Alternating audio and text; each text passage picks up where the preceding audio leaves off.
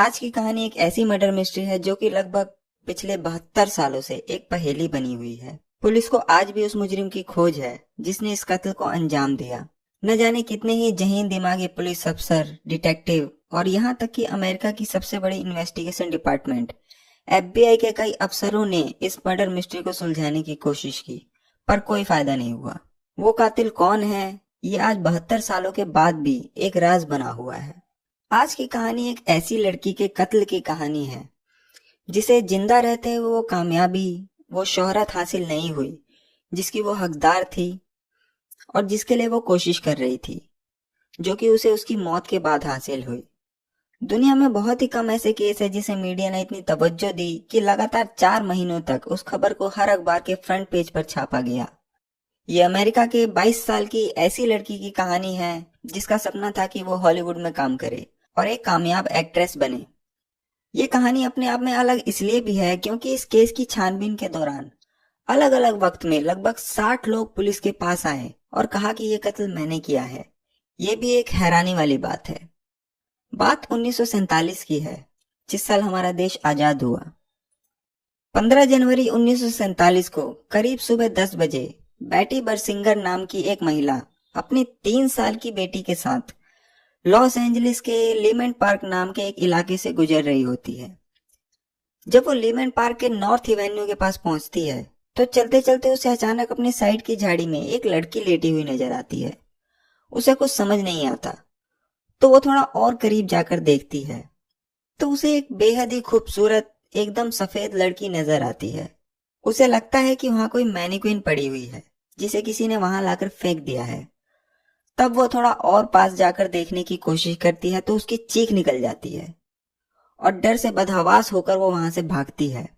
उसकी वजह ये थी कि उसने जो वहां देखा वो यकीन करने लायक नहीं था। उसने देखा कि झाड़ी के पास एक लड़की है जो कि लेटी हुई है। उसके सर से कमर तक का हिस्सा अलग पड़ा हुआ है और कमर से नीचे का हिस्सा वहीं पे दूसरी जगह पड़ा हुआ है। यानी एक डेड बॉडी के 2 हिस्से वहां पड़े थे, पर अलग अलग जगह पर। उसको जिसने भी मारा था उसने उसके शरीर के 2 हिस्से कर दिए थे, कमर से सर तक का हिस्सा एक तरफ और कमर से नीचे का हिस्सा एक तरफ। उसके बाद वो महिला फौरन वहां से भागती है और पास के एक घर से जाकर पुलिस को कॉल करती है। उसके बाद LAPD, Los Angeles police department फौरन वहां पहुंचती है। लाश को देखने के बाद वहां की पुलिस भी दंग रह जाती है। उस लाश की एक खास बात यह थी कि उस लाश के 2 टुकड़े तो किए गए थे, मगर खून का एक भी बूंद वहां पर नहीं था। लाश के शरीर पर एक भी कपड़ा नहीं था और उस लाश के सीने और जांघ पर कई कट्स के निशान थे और उसके चेहरे पर होठ के कोने से लेकर कान तक दोनों तरफ एक कट का निशान बनाया गया था, जैसे कोई स्माइली फेस बनाने की कोशिश करता है। उसके घुटने पर से भी एक मांस का टुकड़ा काटा गया था, जो बाद में इन्वेस्टिगेशन में पता चला कि ऐसा उसकी पहचान छुपाने के लिए किया गया था, क्योंकि वहां पर एक गुलाब का टैटू बना हुआ था। उसकी बॉडी से कुछ अंग भी निकाल लिए गए थे और सारा खून निकालकर बॉडी को अच्छी तरह पानी से साफ भी किया गया था। इससे पुलिस के लिए एक बात तो साफ थी कि इसका कत्ल कहीं और किया गया है और बाद में बॉडी को यहाँ लाकर फेंक दिया गया है। उसके बाद बॉडी को पोस्टमार्टम के लिए भेज दिया गया। पोस्टमार्टम में यह बात सामने आई कि मर्डर से पहले उसका बलात्कार भी किया गया था और उसके गले, हाथ और घुटनों पर रस्सी के निशान मिले, जिससे यह बात साबित होती है कि मर्डर से पहले बांधकर उसे बहुत ज्यादा टॉर्चर किया गया था और बॉडी मिलने से तकरीबन 10 से 12 घंटे पहले उसकी मौत हुई थी। अब पुलिस ने छानबीन शुरू की तो जो सबसे पहले उनका मकसद था वो थी लाश की पहचान करना, पर उसमें ज्यादा टाइम नहीं लगा और सिर्फ 60 मिनट के अंदर उसकी पहचान सामने आ गई। और उसके 2 कारण थे। पहला कि उसने एक बार किसी आर्मी विंग में जॉब के लिए अप्लाई किया था और दूसरा कि 1943 में उसे एक बार पुलिस ने अंडर एज ड्रिंकिंग के लिए अरेस्ट किया था। तब उसकी उम्र 19 साल थी, क्योंकि अमेरिका के कानून के मुताबिक आप जब तक 21 साल के नहीं हो जाते तब तक आप ड्रिंक नहीं कर सकते। उसके बाद उसे वार्निंग देकर और कुछ फाइन देने के बाद छोड़ दिया गया। तो पुलिस के पास उसके सारे फिंगरप्रिंट्स और डाटा उनके रिकॉर्ड्स में मौजूद थे। उसके बाद उस लड़की की पहचान सामने आती है। उस लड़की का नाम था एलिजाबेथ शॉर्ट, 22 साल की एक बेहद ही खूबसूरत लड़की। उसके बाद यह खबर पूरे अमेरिका में आग की तरह फैल गई। हर न्यूज़पेपर के फ्रंट पेज पर लगातार 4 महीनों तक यही खबर छापी गई। उसके बाद पुलिस ने और छानबीन की तो पता चला कि एलिजाबेथ का जन्म साल 1924 में बॉस्टन में हुआ था और ये 5 बहनें थी। एलिजाबेथ इनमें से तीसरे नंबर की थी।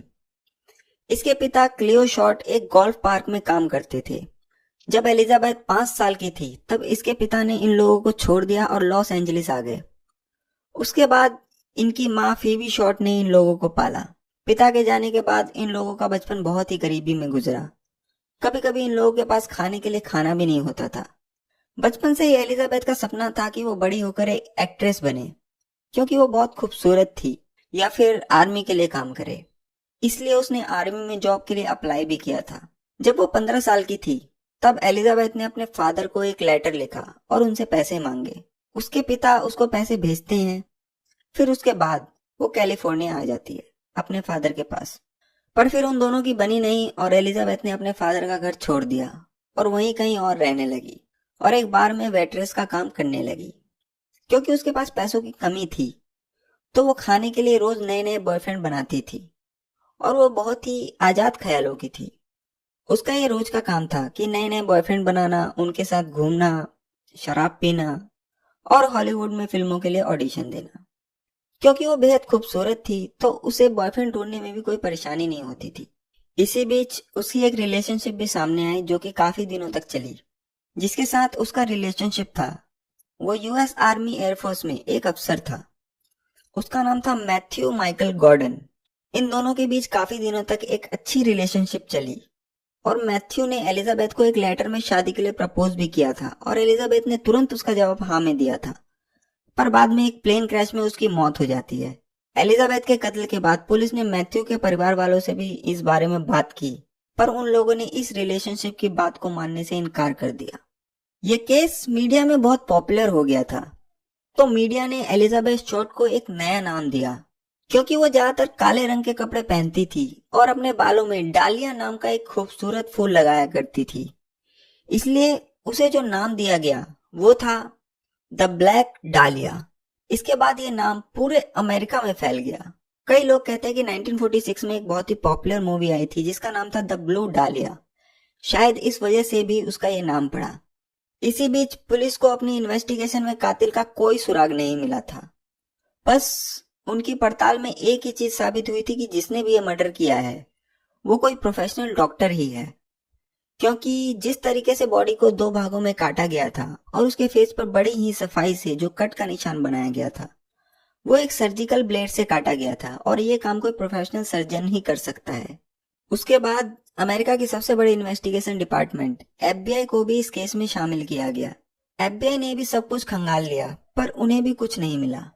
एफबीआई ने यूनिवर्सिटी ऑफ सदर्न कैलिफोर्निया के लगभग 300 मेडिकल स्टूडेंट से बात की कि कहीं उन्हें कोई कनेक्शन मिल जाए, पर कोई फायदा नहीं हुआ। और मीडिया जिस तरीके से इस केस को हाईलाइट कर रही थी उसकी वजह से इस केस को सॉल्व करना लॉस एंजलिस पुलिस डिपार्टमेंट और एफबीआई के लिए और ज्यादा चैलेंजिंग होता जा रहा था। उसके बाद पुलिस के पास अचानक से अलग अलग वक्त में लोग आने लगते हैं और कहते हैं कि ये कत्ल मैंने किया है। पुलिस को भी लगता है कि चलो अब ये केस सॉल्व हो जाएगा।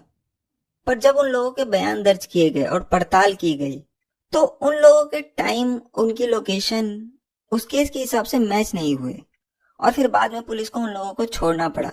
ऐसे लगभग 60 लोग पुलिस के पास आए। बाद में पता चला कि वो लोग सिर्फ पॉपुलर होने और ताकि न्यूज़पेपर में उनकी तस्वीर छपे इसलिए आते थे। और ये इन्वेस्टिगेशन चल ही रही थी कि इसी बीच लॉस एंजलिस के न्यूज़पेपर के पास एक कॉल आता है और वो कहता है कि आप जिसे ढूंढने की कोशिश कर रहे हैं वो कातिल मैं हूं और मैंने ही ब्लैक डालिया का खून किया है। अगर आपको यकीन नहीं होता तो आपको एक कुरियर मिलेगा जिससे आपको यकीन हो जाएगा। उसके बाद 23 फरवरी 1947 को बॉडी मिलने के 9 दिन बाद उस न्यूज़पेपर के पास एक कुरियर आता है जिसमें वो कातिल एलिजाबेथ शॉर्ट के कुछ पर्सनल चीजें भेजता है।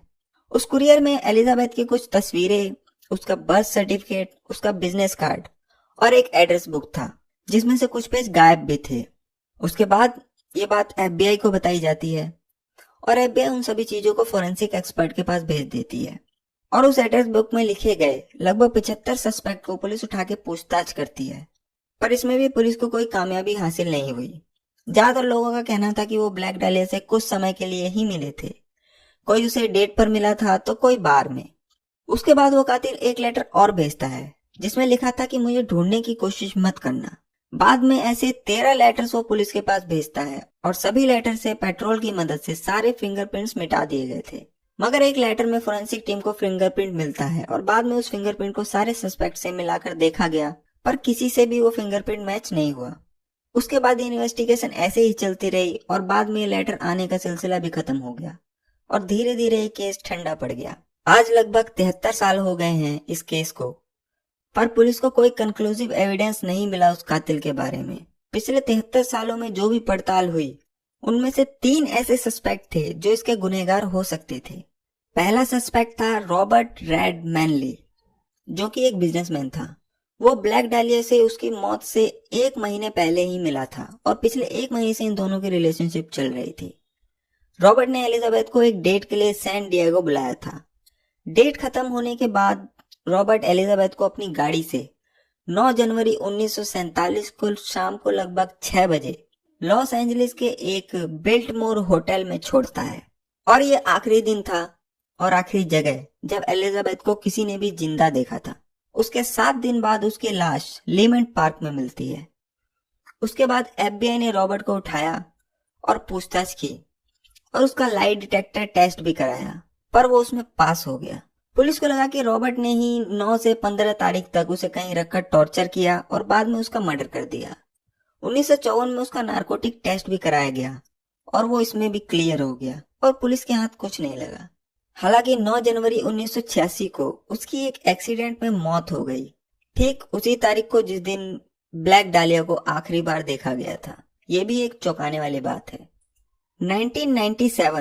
1997 में एक डिटेक्टिव का इंटरव्यू किया गया जिसका नाम था राल्फ एस्टेल, जो कि इस ओरिजिनल केस के आखिरी डिटेक्टिव थे। उनके इंटरव्यू के अनुसार उन्होंने उस कातिल को ढूंढ लिया था जो कि दूसरा सस्पेक्ट था और जो इस कत्ल का गुनहगार हो सकता था। डिटेक्टिव ने इंटरव्यू में खुलासा किया कि उसने ब्लैक डालिया की बॉडी मिलने के 1 हफ्ते के अंदर ही कातिल को ढूंढ लिया था। उसे कुछ टिप्स मिले थे कातिल के बारे में और उसे अपने सोर्स से यह भी पता चला कि जिस रात वहां पर लाश फेंकी गई थी उस रात वहां पर एक काले रंग की कार देखी गई थी और उस कार को बाद में उसने ढूंढ भी लिया था, जिसे छुपाने के लिए कार मालिक ने उसे दोबारा से पेंट भी कराया था। पर क्योंकि उसके पास कुछ पुख्ता सबूत नहीं थे, बस कुछ टिप्स के अलावा, इसलिए वो उस कातिल तक पहुंचने में असंभव रहा। पर उसने ये दावा किया कि उस रात जिस आदमी को देखा गया था और जिसकी वो कार थी वो ही ब्लैक डालिया का असली कातिल था। अब तीसरा और सबसे अहम सस्पेक्ट था डॉक्टर जॉर्ज होडेल। इस केस की तफ्तीश के दौरान कई बार जॉर्ज होडेल से पूछताछ की गई, पर सिर्फ स्टीव होडेल के अलावा किसी ने भी पुख्ता तौर पर उसे ब्लैक डालिया का कातिल नहीं माना। स्टीव होडेल उन डिटेक्टिव में से था जिसने इस केस पर काम किया था। वो लगभग 300 से ज्यादा केस पर काम कर चुका था। 1999 में स्टीव होडेल ने किताब लिखी और उसमें दावा किया कि ब्लैक डालिया का कातिल और कोई नहीं बल्कि उसका अपना पिता डॉक्टर जॉर्ज होडेल ही है। और इसके पीछे कई कारण थे। सबसे बड़ा कारण था उसका डॉक्टर होना। उसका पिता जॉर्ज होडेल एक बहुत ही अमीर डॉक्टर था और लॉस एंजलिस में उसका एक अपना प्राइवेट क्लिनिक भी था। उसने अपने घर में एक सीक्रेट रूम भी बना रखा था जहां पर उन लोगों का इलाज करता था और उस रूम में बिना उसकी इजाजत के किसी का भी जाना अलाउड नहीं था। हालांकि वो एक प्रोफेशनल सर्जन नहीं था, पर उसने कई मेडिकल कॉलेज से सर्जन बनने की ट्रेनिंग ली थी। 1991 में डॉक्टर जॉर्ज होडेल के मरने के बाद उसके बेटे को उसके सामान में से 2 तस्वीरें मिली थी जो कि उसे लगता था कि वो ब्लैक डालिया की फोटो है। बाद में उन फोटो को फोरेंसिक एक्सपर्ट से दिखाया गया तो उन्होंने 85% तक दावा किया कि ये एलिजाबेथ की तस्वीर नहीं है। पर 2014 में एक अलग एक्सपर्ट ने फेशियल रिकॉग्निशन सॉफ्टवेयर की मदद से ये साबित किया कि 90 से 95% तक ये एलिजाबेथ शॉर्ट की ही तस्वीर है। ये फोटो मिलने के बाद स्टीव होडेल ने इस केस के बारे में और ज्यादा छानबीन करी तो उसे पता चला कि उसके पिता जॉर्ज होडेल और ब्लैक डालिया के बीच लव रिलेशनशिप थी और एक बार वो दोनों डाउनटाउन लॉस एंजलिस के एक होटल में साथ भी देखे गए थे।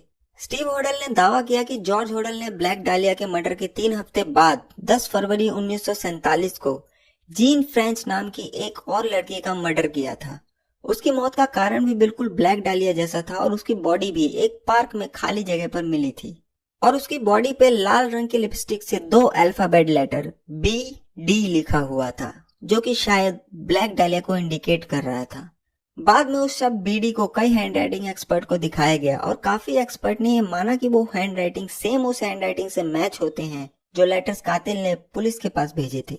एक जगह उसने ये भी दावा किया कि डॉक्टर जॉर्ज होडल ने 9 जनवरी 1947 को अपने घर की मरम्मत कराने के लिए बजरी की कई बोरियां मंगाई थी, ठीक एक हफ्ते पहले, जिस दिन आखिरी बार एलिजाबेथ शॉर्ट को देखा गया था। और पुलिस के मुताबिक ये बात भी पता चली कि ब्लैक डालिया के बॉडी के पास उन्हें कुछ खाली बोरियां भी मिली थी, जो कि शायद उस लाश को वहां लाने के लिए इस्तेमाल की गई थी। जॉर्ज होडल के पास एक काले रंग की 1936 पैकर्ड कार भी थी, जो कि बिल्कुल सेम कार थी जो उस रात वहां पर देखी गई थी। स्टीव ने यह भी बताया कि जॉर्ज होडल का एक दोस्त था मैन रे नाम का, जो कि एक आर्टिस्ट था, और जिस हालत में ब्लैक डालिया की लाश मिली वो मैन रे की कुछ पेंटिंग से प्रभावित थी, और जॉर्ज होडल भी एक आर्टिस्ट बनना चाहता था। तो क्या ब्लैक डालिया का जैसे मर्डर हुआ और उसकी बॉडी जिस हालत में पाई गई, वो क्या सिर्फ जॉर्ज होडल के आर्टिस्ट बनने की सनक का एक एक्सपेरिमेंट था? ये आज भी एक राज बना हुआ है। स्टीव होडल की एक छोटी बहन थी तमार होडल। उसने एक बार जॉर्ज होडल पर यौन शोषण और बलात्कार का आरोप लगाया था, पर सबूतों के अभाव में कोर्ट ने जॉर्ज होडल को इन आरोपों से बरी कर दिया। उसके बाद 1950 में जॉर्ज होडल लॉस एंजलिस छोड़ फिलीपींस में बस गया, और ठीक उसके 17 साल बाद 1967 में मनीला फिलीपींस के एक पार्क में खाली जगह पर पुलिस को एक डेड बॉडी मिलती है, सेम जैसे ब्लैक डालिया की मिली थी। और जहां वो बॉडी मिली थी उससे महज आधा किलोमीटर दूर जॉर्ज होडल का घर था, जहां वो फिलीपींस में रहा करता था। इसे सिर्फ एक संयोग नहीं कहा जा सकता। बाद में एक न्यूज रिपोर्टर ने भी इस केस को स्टडी करने का फैसला किया, तो उसे केस की जो फाइलें दी गई उसमें सारे सस्पेक्ट की तस्वीर लगी थी, और जो फोटो पहले पेज पर लगी थी वो थी डॉक्टर जॉर्ज होडल की। उसे ये भी पता चला कि जॉर्ज होडल जब तक अमेरिका में था LAPD उसकी जासूसी करवा रही थी, और पुलिस ने उसके घर में माइक्रोफोन भी छुपा रखे थे ताकि उसकी बातों को सुन सके। लॉस एंजलिस पुलिस डिपार्टमेंट ने लगातार 40 दिनों तक जॉर्ज की बातें सुनी थी, पर उस रिपोर्टर को वो रिकॉर्डिंग्स वहां नहीं मिली। बस उसे एक रिकॉर्डिंग क्लिप मिली जिसमें उसने जॉर्ज होडल को ये कहते पाया कि मान लो कि ब्लैक डालिया को मैंने ही मारा है, पर वो इसे कभी साबित नहीं कर पाएंगे क्योंकि उसके लिए उन्हें मेरी सेक्रेटरी से बात करनी होगी, और अब वो उससे बात नहीं कर सकते क्योंकि वो तो मर चुकी है।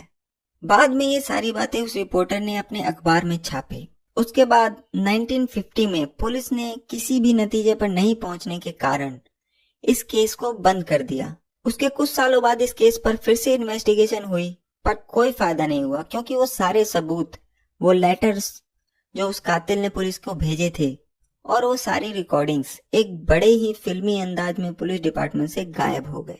उस वक्त LAPD के करप्ट होने की बात भी कई बार उठी, मगर उस केस का असली गुनहगार कौन है ये कभी पता नहीं चला। आज लगभग 73 साल हो चुके हैं, मगर उस कातिल का इंतजार पुलिस को आज भी है। अमेरिका के इतिहास में कुछ ही ऐसे केस हुए हैं जो कभी अपने अंजाम तक नहीं पहुंचे, और ब्लैक डालिया का केस भी उन्हीं में से एक है। इस कहानी को सुनने के बाद मुझे लगता है कि आप लोगों के दिमाग भी चलने लगे होंगे, तो कमेंट बॉक्स में लिखिए कि आपके हिसाब से ब्लैक डालिया का कातिल कौन है। तो यही थी आज की कहानी। उम्मीद करता हूँ कि आप लोगों को पसंद आई होगी। अगर आपको कहानी पसंद आई तो वीडियो को लाइक करें, और अगर आप लोग इस चैनल पर नए हैं तो इस चैनल को सब्सक्राइब करें, और अगर कहानी कुछ ज्यादा ही अच्छी लगी हो तो इसे अपने फ्रेंड्स और फैमिली के साथ शेयर भी करें, और बेल आइकन को दबाकर ऑल पे क्लिक जरूर करें ताकि आपको आगे आने वाली मेरी हर कहानी की अपडेट मिले और आप कोई भी कहानी मिस न करें। मैं आपसे मिलूंगा अगली कहानी में, तब तक के लिए अपना ख्याल रखिए। Thank you very much.